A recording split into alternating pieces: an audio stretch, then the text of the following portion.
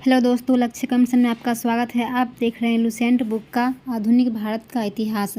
आज हम पढ़ने वाले हैं भारत में यूरोपीय व्यापारिक कंपनियों का आगमन। 17 मई 1498 ईस्वी में वास्को डी गामा ने भारत के पश्चिमी तट पर स्थित कालीकट बंदरगाह पहुंचकर भारत एवं यूरोप के बीच नए समुद्री मार्ग की खोज की। इस यात्रा में वास्को डी गामा को गुजराती पथ प्रदर्शक अब्दुल मजीद ने सहयोग किया था। 1505 ईस्वी में फ्रांसिस्को द अल्मेडा भारत में प्रथम पुर्तगाली वायसराय बनकर आया। 1509 ईस्वी में अल्फांसो द अल्ब्रुक भारत में पुर्तगालियों का वायसराय बना।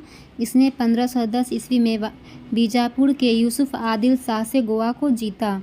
पुर्तगालियों ने अपनी पहली व्यापारिक कोठी कोची में खोली। दक्षिणी पूर्व तट पर पुर्तगालियों की एक मात्र बस्ती सन थोमे थी। पुर्तगालियों के बाद भारत में डच लोग आए। पहला डच यात्री कॉर्नेलियन हाउटमैन 1596 ईस्वी में भारत के पूर्व सुमात्रा पहुंचा। डचों ने भारत में अपनी प्रथम व्यापारिक कोठी 1605 ईस्वी में मसूलीपट्टनम में स्थापित की। डचों की दूसरी व्यापारिक कोठी पुलिकट में स्थापित हुई, जहां उन्होंने अपने स्वर्ण सिक्के पैगोडा को ढाला और पुलिकट को ही समस्त गतिविधियों का केंद्र बनाया। कंपनी स्थापना वर्ष। पुर्तगाली ईस्ट इंडिया कंपनी का स्थापना 1498 ईस्वी में। अंग्रेजी ईस्ट इंडिया कंपनी का स्थापना 1600 ईस्वी में। डच ईस्ट इंडिया कंपनी का स्थापना 1602 ईस्वी में। डेनिश ईस्ट इंडिया कंपनी का स्थापना 1616 ईस्वी में। फ्रांसीसी ईस्ट इंडिया कंपनी का स्थापना 1664 ईस्वी में। स्वीडिश ईस्ट इंडिया कंपनी का स्थापना 1731 ईस्वी में। डचों ने भारत में प्रथम बार औद्योगिक वेतनभोगी रखे। डचों का भारत में अंतिम रूप से पतन 1559 ईस्वी को अंग्रेजों एवं डचों के मध्य हुए बेदरा युद्ध से हुआ। 31 दिसंबर 1600 ईस्वी को इंग्लैंड की रानी एलिजाबेथ प्रथम ने ईस्ट इंडिया कंपनी को अधिकार पत्र प्रदान किया। प्रारंभ में ईस्ट इंडिया कंपनी में 217 साझीदार थे और पहला गवर्नर टॉमस स्मिथ था।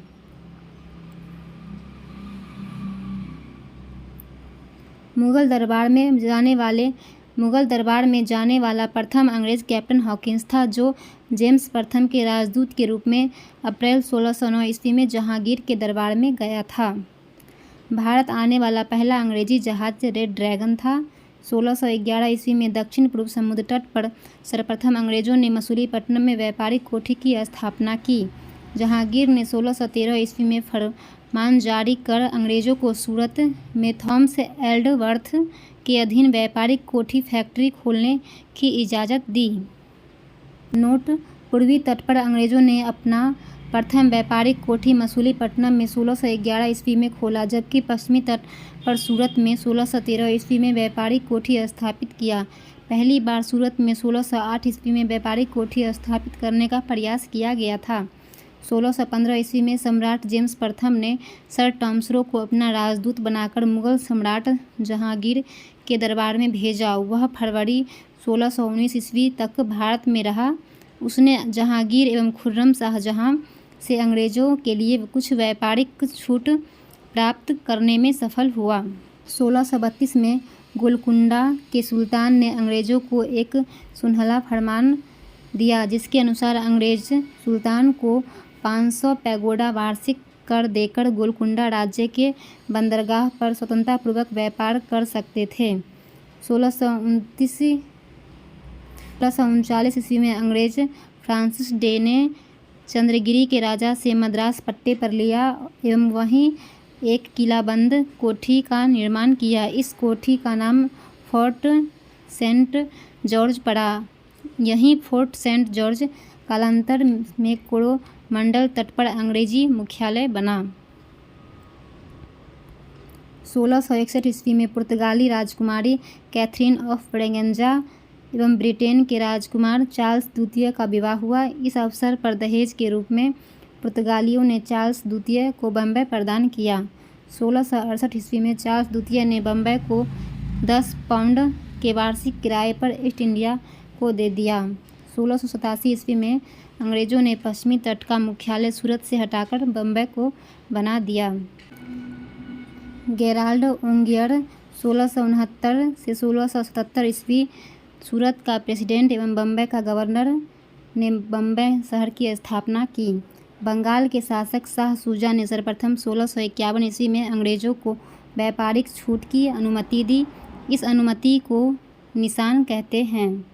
1698 ईस्वी में अंग्रेज ईस्ट इंडिया कंपनी ने 3 गांव सुतानुती, कालीकट एवं गोविंदपुर का जमींदारी 1200 रुपये भुगतान कर प्राप्त की और यहाँ पर फोर्ट विलियम का निर्माण किया। चार्ल्स आयर फोर्ट विलियम के प्रथम प्रेसिडेंट हुए। कालांतर में यही कलकत्ता नगर कहलाया, जिसकी नींव जॉर्ज चारनॉक ने रखी। भारत में फ्रांसीसियों की प्रथम कोठी फ्रैंको कैरो के द्वारा सूरत में 1668 ईस्वी में स्थापित की गई। 1674 ईस्वी में फ्रांसीसी कंपनी के निदेशक फ्रैंक्विस मार्टिन ने वाली कोडापुर के सूबेदार शेर खां लोदी से पुदुचेरी नामक एक गांव प्राप्त किया, जो कालांतर में पांडिचेरी के नाम से जाना गया। प्रथम कर्नाटक युद्ध 1746 से 48 में ऑस्ट्रिया के उत्तराधिकार युद्ध से प्रभावित था।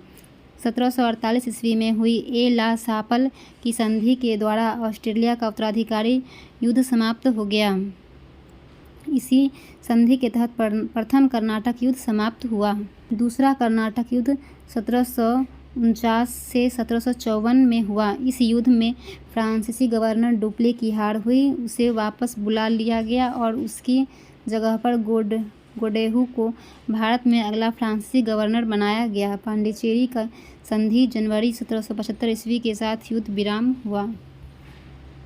कर्नाटक का तीसरा युद्ध 1756 से 1763 के बीच हुआ, जो 1756 में शुरू हुए सप्तवर्षीय युद्ध का ही एक अंश था। पेरिस की संधि होने पर यह युद्ध समाप्त हुआ।